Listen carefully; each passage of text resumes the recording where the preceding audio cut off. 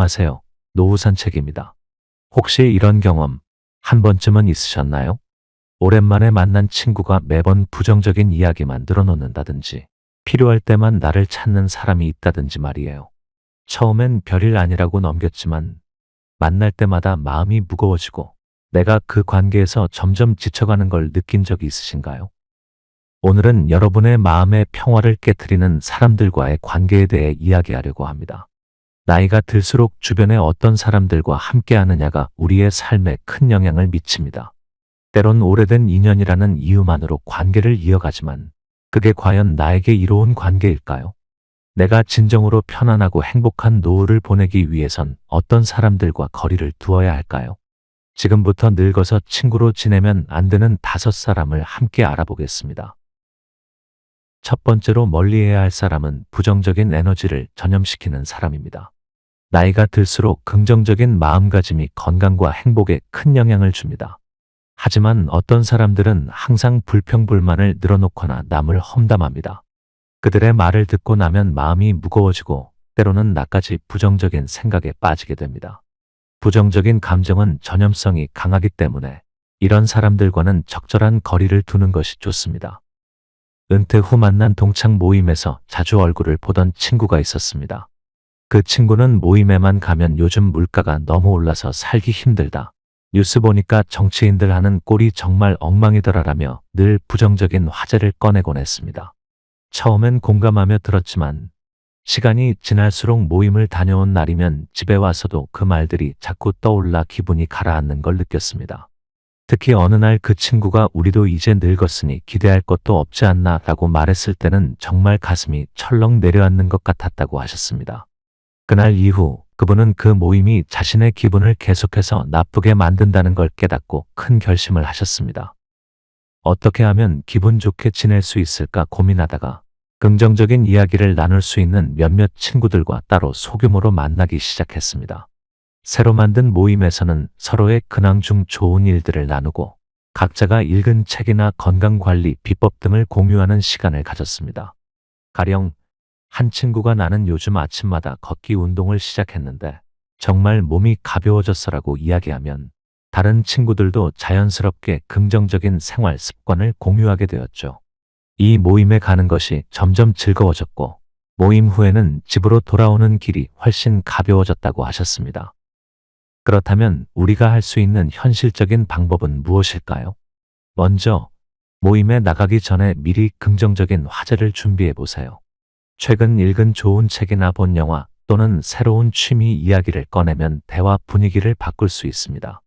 예를 들어 나는 요즘 정원을 가꾸기 시작했는데 꽃이 피는 걸 보니까 마음이 정말 편안해지더라고요 같은 이야기는 부정적인 대화 주제를 자연스럽게 전환할 수 있습니다. 또한 부정적인 이야기가 나올 때는 그런데 반대로 이런 좋은 일도 있더라고요 라고 말하며 대화 흐름을 긍정적으로 바꿔보세요. 예를 들어 누군가가 경제가 너무 안 좋아라고 말할 때 맞아요. 그런데 요즘 가까운 공원에서 무료로 하는 문화 행사들이 많더라고요. 그런 걸 즐겨보면 기분 전환이 되더라고요 같은 긍정적인 정보를 공유하는 것이죠. 마지막으로 부정적인 친구와의 만남 빈도를 줄이고 긍정적인 에너지를 주는 사람들과의 시간을 늘리는 것도 중요합니다. 꼭 참석해야 하는 자리라면 짧게 참석하고 먼저 자리를 뜨는 것도 하나의 방법이 될 수 있습니다. 이렇게 현실적인 방법을 실천하면 여러분의 일상 속에서 부정적인 영향을 줄이고 긍정적인 마음을 유지할 수 있습니다. 무엇보다 중요한 것은 우리가 긍정적인 에너지를 스스로 키워가는 것입니다. 주변 환경을 바꿀 수 없다면 내 마음가짐부터 바꿔보세요. 그것이 바로 노후를 더욱 평안하고 행복하게 만드는 첫걸음이 될 것입니다. 두 번째로 피해야 할 사람은 이기적인 친구입니다. 나이가 들수록 서로 도우며 살아가는 것이 중요합니다. 하지만 어떤 사람들은 오로지 자신의 이익만을 추구합니다. 도움을 받을 때는 적극적으로 다가오지만 정작 내가 어려운 상황에 처하면 외면하거나 관심을 보이지 않습니다.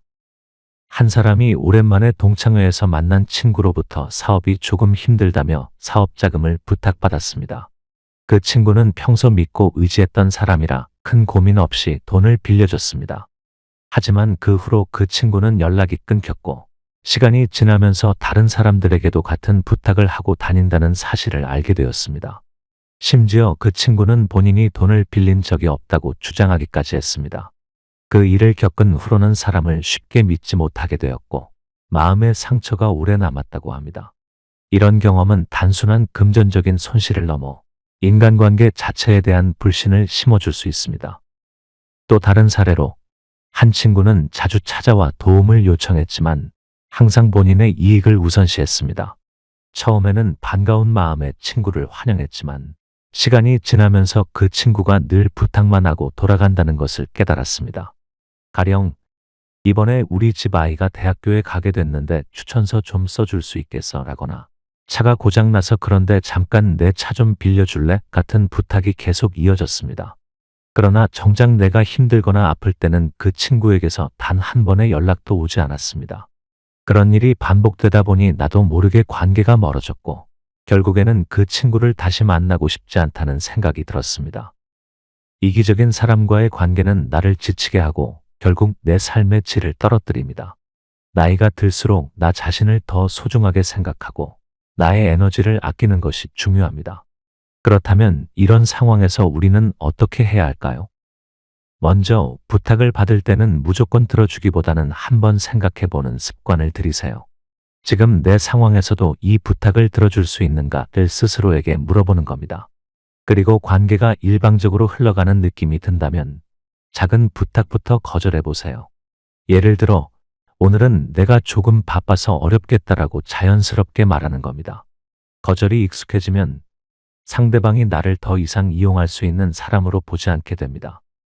또한 친구가 어려운 상황에 처했을 때는 물질적인 도움보다는 정서적인 도움을 먼저 주는 것이 좋습니다. 예를 들어 그 상황이 정말 힘들겠구나. 내가 도울 수 있는 게 뭐가 있을까라고 물어보는 겁니다. 이렇게 하면 상대방도 도움을 받는 입장에서 자신이 받는 것이 당연하지 않다는 걸 깨닫게 됩니다.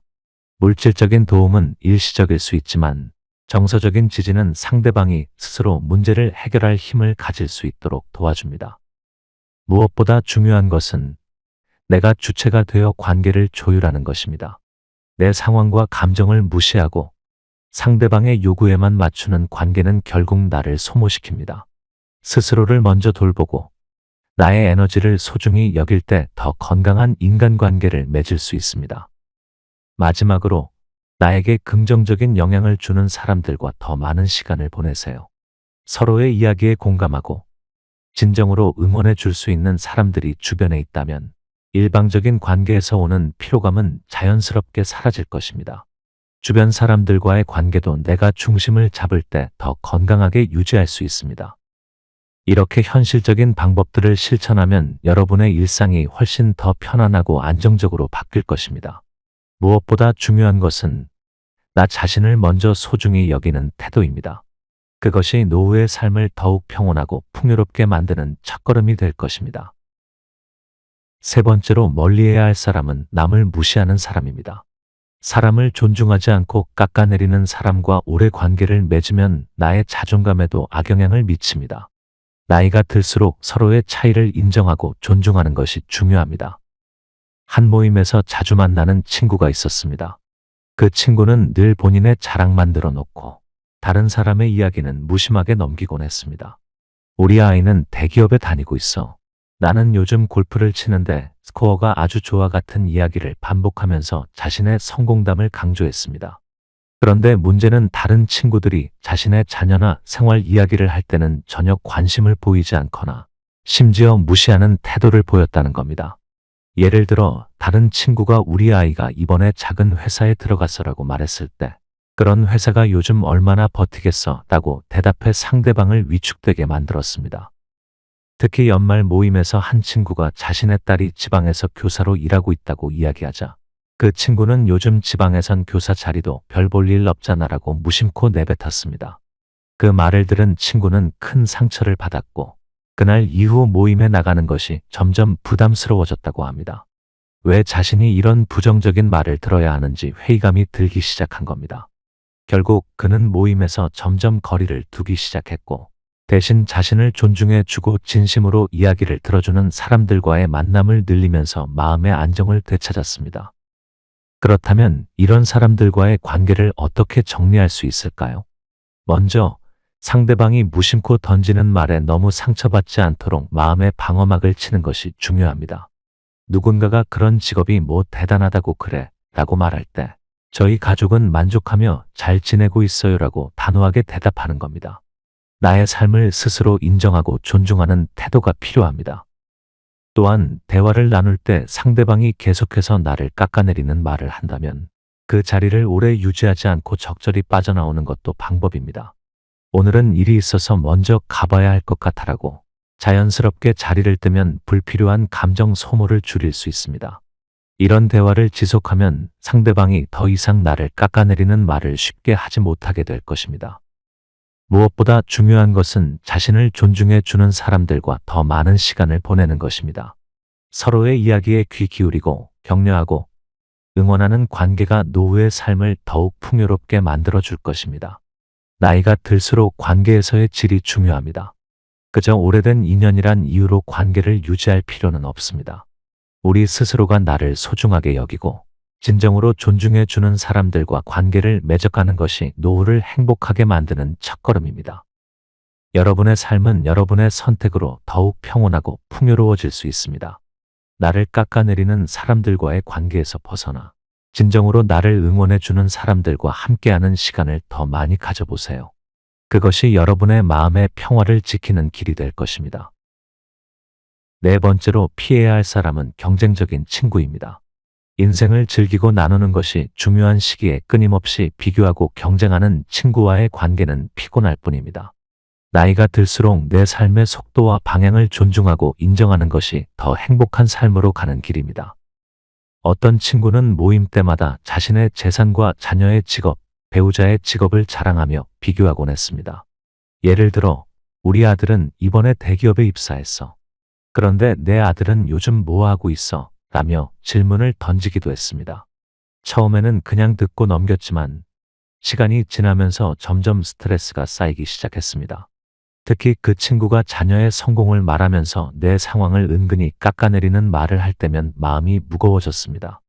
나중에는 그 친구의 말이 들릴 때마다 나도 모르게 긴장하게 되었고 점점 모임에 나가는 것 자체가 부담으로 느껴졌습니다.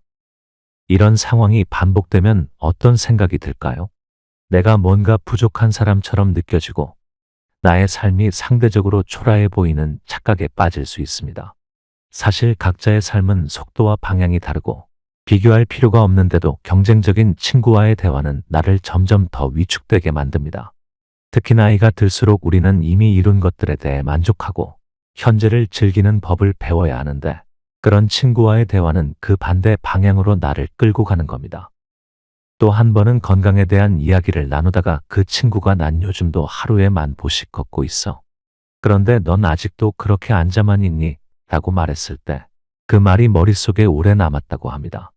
물론 건강을 챙기는 것은 중요하지만 이런 식으로 상대방을 깎아내리면서 자신의 우월함을 드러내려는 태도는 결코 좋은 관계를 유지할 수 없습니다.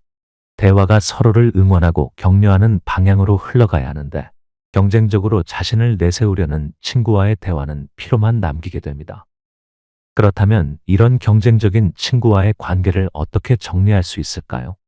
먼저 비교하거나 경쟁하려는 말에 휘둘리지 않는 것이 중요합니다. 상대방이 자랑을 늘어놓더라도 그렇구나. 열심히 살아가는 모습이 멋진 애라고 간단하게 반응하고 대화를 길게 이어가지 않는 겁니다. 또 나는 내 방식대로 만족하며 살고 있어라는 식으로 자신의 삶의 방향을 확고히 하는 것도 필요합니다. 이러한 대답은 상대방이 더 이상 나와 경쟁하려는 대화를 지속하지 못하게 만듭니다. 또한 상대방의 말에 너무 깊이 신경 쓰지 말고 내 삶의 기준을 스스로 세우는 것이 중요합니다. 예를 들어 상대방이 재산이나 자녀의 성공을 자랑한다고 해서 내가 그것을 부러워할 필요는 없습니다. 내가 소중하게 생각하는 가치와 내가 만족하는 삶의 방식을 더 중요하게 여기는 겁니다. 결국 내가 나 자신을 인정하고 존중할 때 다른 사람의 자랑이나 비교에 흔들리지 않게 됩니다. 마지막으로 만남의 빈도를 조절하는 것도 하나의 방법입니다. 꼭 만나야 할 자리에서는 가볍게 대화를 나누고 긍정적인 에너지를 주는 사람들과의 시간을 더 늘리는 것이 좋습니다. 무엇보다 중요한 것은 내 삶의 속도와 방향을 내가 스스로 존중하고 인정하는 것입니다. 남들과의 비교가 아닌 나만의 기준으로 삶을 바라볼 때 더 행복한 노후를 맞이할 수 있습니다. 끊임없이 경쟁하려 드는 사람들과의 관계에서 벗어나 서로의 이야기에 공감하고 응원해 줄 수 있는 사람들과의 시간을 더 많이 가져보세요. 그것이 여러분의 마음의 평화를 지키는 길이 될 것입니다. 마지막으로 멀리해야 할 사람은 나를 이용하는 사람입니다. 나이가 들수록 인간관계에서 중요한 것은 진심 어린 교감과 신뢰입니다. 하지만 어떤 사람들은 나를 이용해 무언가를 얻으려고 접근합니다. 이런 관계는 오래 갈수록 나에게 상처만 남깁니다. 예를 들어 어떤 사람은 평소에는 연락이 전혀 없다가 필요할 때만 연락을 해왔습니다. 한 번은 이번에 아이가 대학에 들어가게 됐는데 추천서 좀 부탁할 수 있을까라는 요청을 받았고, 또 다른 때는 차가 고장나서 그런데 며칠만 내 차 좀 빌릴 수 있을까라는 부탁을 받았습니다. 처음에는 돕는 마음으로 들어줬지만 이런 부탁이 반복될수록 상대방이 나를 단순히 필요한 도구처럼 여긴다는 생각이 들기 시작했습니다. 전화를 받을 때마다 이번엔 또 무슨 일이 있을까라는 생각이 먼저 들면서 마음이 점점 무거워졌고, 결국 그 관계는 자연스럽게 멀어지게 되었습니다. 특히 이런 사람들은 처음에는 상냥하게 다가옵니다. 덕분에 정말 큰 도움이 됐어. 내가 아니었으면 어쩔 뻔했나 몰라. 이런 말을 들으면 왠지 내가 중요한 사람이 된 것 같은 착각에 빠질 수도 있습니다. 하지만 시간이 지나면 그 감사의 말은 사라지고 그저 자신이 필요할 때만 나를 찾는 패턴이 반복됩니다. 나의 상황이나 기분은 고려하지 않고 오로지 자신의 필요만을 채우기 위한 행동을 계속하는 거죠. 또 다른 경우에는 친구가 집을 숙박시설처럼 이용하려고 자주 연락을 해왔습니다. 주말에 서울에 볼 일이 있어서 그런데 내 집에서 하룻밤만 묵어도 될까라는 부탁이 점점 잦아지더니 나중에는 가족 모임이나 행사에도 자연스럽게 참여하려는 모습을 보이기 시작했습니다. 처음에는 반갑게 맞이했지만 시간이 지나면서 부담이 커졌고 어느 순간 내가 불편해지고 있다는 걸 깨달았습니다. 이런 관계는 시간이 흐를수록 나에게 부담과 스트레스를 주며 결국 나의 삶의 질을 떨어뜨리게 됩니다. 그렇다면 이런 상황에서 우리는 어떻게 해야 할까요? 먼저 상대방의 부탁을 무조건 들어주기보다는 내 상황을 먼저 생각하는 것이 중요합니다. 부탁을 받을 때 지금 내 상황에서도 이 부탁을 들어줄 수 있는가를 스스로에게 물어보고, 어렵다면 단호하게 거절하는 연습을 해야 합니다. 예를 들어 미안하지만 이번에는 내가 좀 어려울 것 같아라고 말하는 것만으로도 상대방이 더 이상 나를 이용하지 못하게 할 수 있습니다. 하지만 이런 말을 하기 어려운 사람들도 있습니다. 상대방이 서운해할까봐 혹은 관계가 틀어질까봐 거절을 못하는 경우가 많습니다. 하지만 생각해보세요. 나를 진정으로 아끼고 존중하는 사람이라면 내가 거절했을 때도 그것을 이해하고 존중할 겁니다. 그렇지 않고 서운해하거나 화를 내는 사람이라면 그 관계는 애초에 내가 지켜야 할 관계가 아닌 겁니다. 또한 상대방이 나를 필요할 때만 찾는다면 먼저 연락을 끊고 내가 진정으로 편안함을 느낄 수 있는 사람들과의 시간을 더 많이 가지는 것이 중요합니다. 내 삶의 에너지를 소중히 여기고 나를 존중해 주는 사람들과의 관계를 우선시할 때 더욱 평온하고 행복한 노후를 보낼 수 있습니다. 무엇보다 중요한 것은 사람을 선택하는 기준을 스스로 확립하는 것입니다.